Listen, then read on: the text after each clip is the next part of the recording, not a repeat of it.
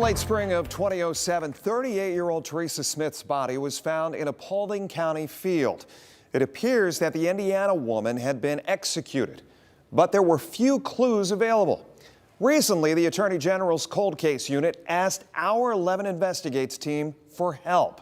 Lead investigator Brian Duggar has the story. There was a thing in the paper, said they found a dead body in Paulding County. Nobody knowed who it was. We did have some people calling in about people that they thought were missing.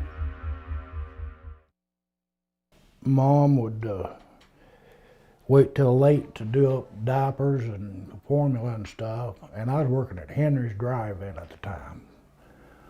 And I'd come in about 11 o'clock at night and I'd get Teresa and Lisa and rock them so Mom could get her work done. On June 16, 2007, Terry Smith lost his baby sister. Disbelief, because you don't want to think about something like that happening. But I have never told anyone about the body. The body was right here. Knees down, hands out, head down like this. As I got out, saw her as I drove in like I just did. And I got out and I says, hey, are you all right? No answer. Teresa Lou Smith, a resident of Richmond, Indiana, 100 miles to the southwest of Paulding, was dead. Shot twice through the heart and once in the back of the head. She was found mostly naked, possibly sexually assaulted. It was personal. There was not a lot of respect shown to Teresa. That's not a normal, that doesn't happen here. For 3 days, Smith was a Jane Doe, unidentified, until her fingerprints hit in a police database. For once, her troubled past became a blessing.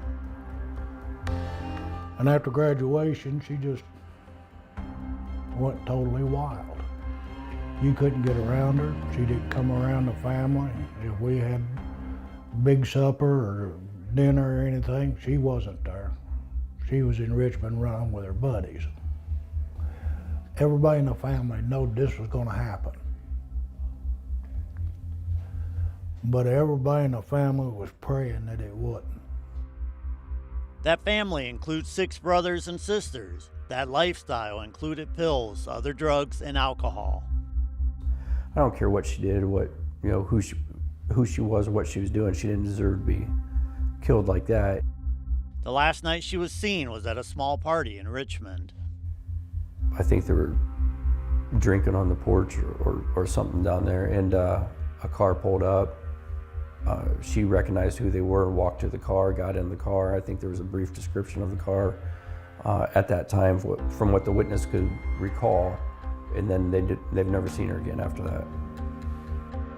One day after Smith was identified, investigators learned a startling piece of information. The woman was a drug informant in the Richmond area. And weeks before her death, she was part of a sting operation that resulted in 3 arrests. That operation is detailed in court papers. And the target of that final sting, Credell Henry, who's now dead, previously lived in Defiance and was involved in a 2002 Paulding County drug investigation. And Teresa's death prevented her from being a witness. It would have been beneficial to whoever was the target subject over there. But so far, no DNA matches the DNA that was found on Smith's body. Running out of clues, the Paulding County Sheriff's Department reached out to the state's cold case unit. Special Agent Christopher Hamburg's team is testing and reviewing evidence that we know that she's associated with. And he tells 11 Investigates that there are likely 2 people involved in the killing. A killing that, he says, could be close to being solved if they can get the public's help. We believe not all of the suspects are witnesses, have been interviewed, based on, I think, some of the evidence that we have. Roseville, Indiana. Status is valid. Investigators think the killer has ties to Northwest Ohio, and where her body was left is not random.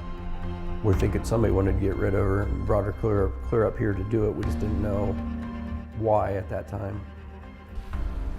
For Terry Smith and Teresa's family, they'd like closure and answers. I don't think he's one of us that didn't try to help her. When you sit here today and you think about your little sister, what's the memory of Teresa that you're always going to hold on to? Her down there on the farm. My dad always had a bunch of dogs around and stuff like that, and she used to get out and run around with the dogs. And she'd have a blast. Just a real blast. Now, one of the interesting things about this investigation is that the state actually asked to work with our team on this case. Why? Because they believe they're close to solving it. Reporting in studio, this is Brian Duggar for WTUL 11. And on that, investigators need your help. Maybe you saw the car that day or had a conversation with Teresa before she disappeared. If you have any information, call the sheriff's office at 419-399-3791.